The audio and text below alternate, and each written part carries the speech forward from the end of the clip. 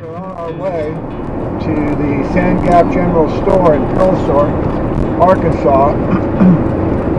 And if you saw the last interview I did with Mr. Freeman, then you understand why that area is such a special place here in Arkansas. It's rich, full of history, and we are on our way to learn some more about that area.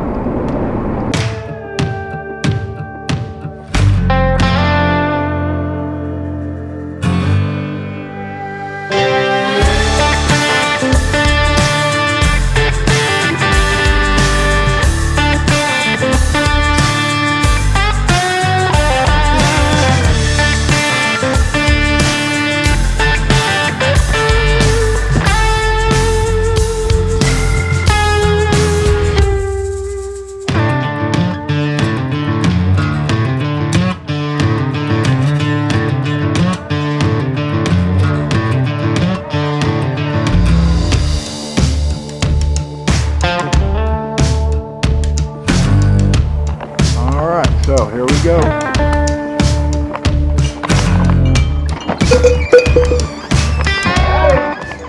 Mr. Freeman. Get dealt into a hand right here. All right, where y'all playing? High stakes. High stakes. What are you playing for? Well, bragging rights. Bragging rights. There you go. There you go. Who's the young man with the poker face there? He is the boss. He's the boss. He is. He's the grandson. Okay, Keegan. Wow, that's a neat name. I don't think I've ever heard that one before. That is outstanding. He's got a really good name, middle name. Yeah. What's your middle name? Wendell. Well, now I've heard that name somewhere else before. All right. Okay. Well, so today we're here with Mr. Freeman at the Sand Gap General Store in Pelsor, Arkansas. And we did a previous interview here, which you probably saw on the channel. However, we didn't have much time that day, and we had to get going. But we were invited back by Mr. Freeman, and we are very happy to be here. So, Mr. Freeman, your wife mentioned that you had a story about tobacco. Specifically, tobacco can save your life. You want to tell me about that? Yeah, that's one of my wife's favorite stories. It's from I've heard it my whole life. I think it kind of goes along with that first story about the sugar in the floor there. Tom Hankins built this store, and a guy came in right after that first story, and him and Tom got into it. Mm-hmm. And he told Tom he was going to kill him. So Tom ran out of here in fear of his life, run to his house, and got a 10-gauge double-barrel shotgun. Real. And that guy that was in here was drunk. He barely could walk. He was a big guy. And Tom was terrified. And he ran up there and got his shotgun, old 10-gauge double-barrel shotgun. The guy staggered out of the store and staggered up to walk there. Oh, Tom shot him. Fell down. Oh, I murdered him. I'll be in jail the rest of my life. And he got to sit the ground.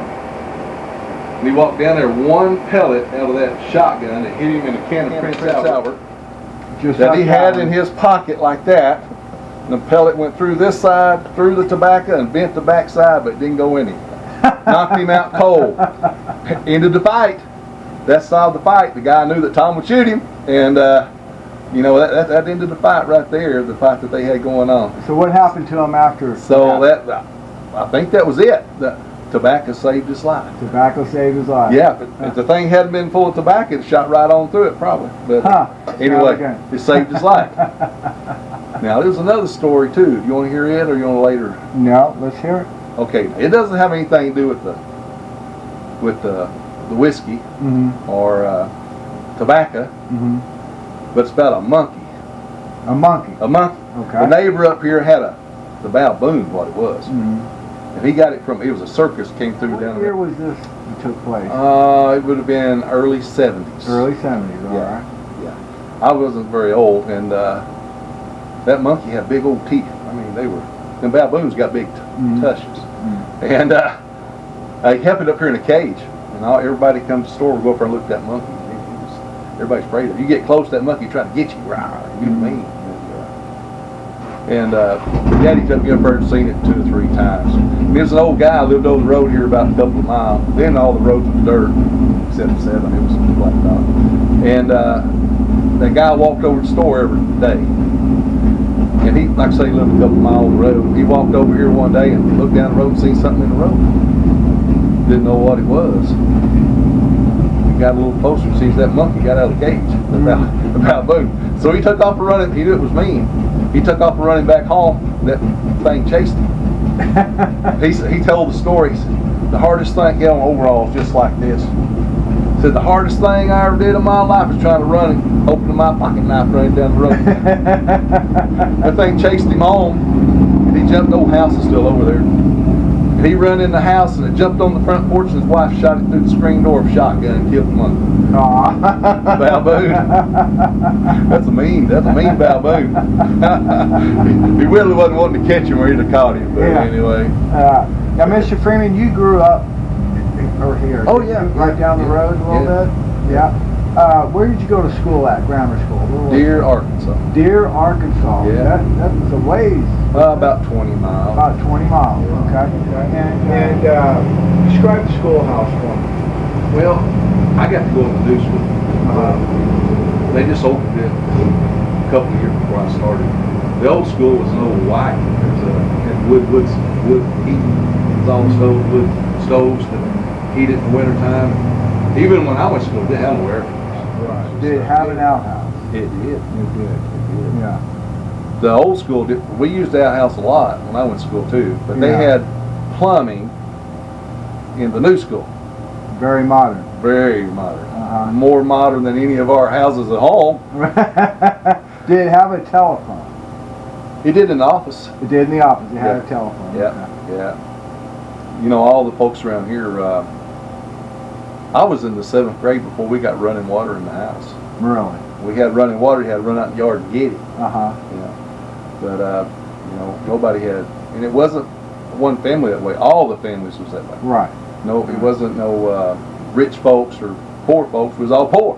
Yeah. Or no in between. It was all, all the same. But you didn't know it. Didn't. Right. We was just, at school we didn't have no cliques. Everybody was the same. Everybody poor. Nobody better than anybody else. Right. The other schools are what I hear that way my whole life. But other schools, you know, you got upper class and middle class. Not up here. We're all the same class. Same class. Right. And you know, I think that's one of the things that I like about this place. Yeah. You know, everyone is just down to earth. Yeah. Everyone that I've met here, you're not a stranger to anybody. You know what I mean? I mean, you shake hands with them, and they want to talk to you and tell you about things. Are there? What about legends or myths or something like that? Is there anything like that around here? Oh yeah, there's a lot of stuff. You know, they were well, really not myths. It really happened. Okay. They had a lot of. You know, like down the road here about a mile, there's an old house of blue lights. House of Blue Lights. Yeah, it was like a honky tonk. Yeah, just and it was a rough place to be. What year was that? I think it burnt in probably the early 60s. Early 60s. Before my time. I remember it, but it was before my time running around. And yeah, it burnt, and we used to have some wild times there. People would come up and they would say people would be throwing out the door before they got in there. It was a rough place. It was rough. And you know, my grandpa, you know, like I said, my family homesteaded there on the Indian Creek. Indian Creek. I know where that's at. Well, that's. You know where Page Hollow? I know exactly. My mother was a Page. Really? Those are my ancestors. All right. I'm off the one that fought for the Confederacy. That's still my lineage. And he's buried down by Dover. And I heard a lot of story about carpetbaggers when I was growing up. How they shot a lot of after the war. And Daddy used to take me down to Indian Creek. There's a tree down there, and a big hole rode through it. Said they shot one of our relatives through the tree, and was hiding behind the tree. Wow. So I probably couldn't even find it now. But Well, you know, Mr. Freeman, I've thought about going back to Page Hollow down there, Okay. and there was a book written about that. It's a very hard book to find, and it's very expensive once you do find it. But I've often thought about going back there and kind of like doing like a mini documentary. Sure. And now I find out that your family was down there at the same time my family was down there. and my family was on this end of Indian Creek. A lot of pages and well, they're around Treat would have been meadows, a lot of meadows, and they were down right by your family down there. Right. Now, when you go down Indian Creek, I believe that's the Moccasin, where Page Hollow is. Yeah, it is. It's the Moccasin Moccasin. Creek, yeah. When they first arrived, I don't know if you've ever been there, but it's a great big overhang. Yep.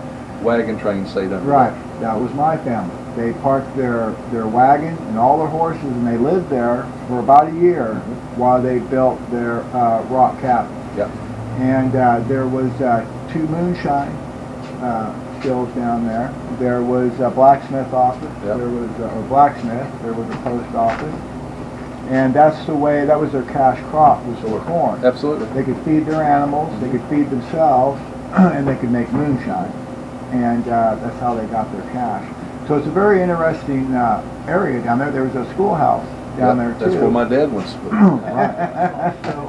I asked my dad, I said, well, he was probably the 3rd or 4th generation. You know, his grandparents or great-grandparents what homesteaded down there on Indian Creek. And I asked Dad, so Dad, how much land did y'all have? He said, son, I don't have a clue. So we on the top of the mountain, about 4 or 5 miles down the creek.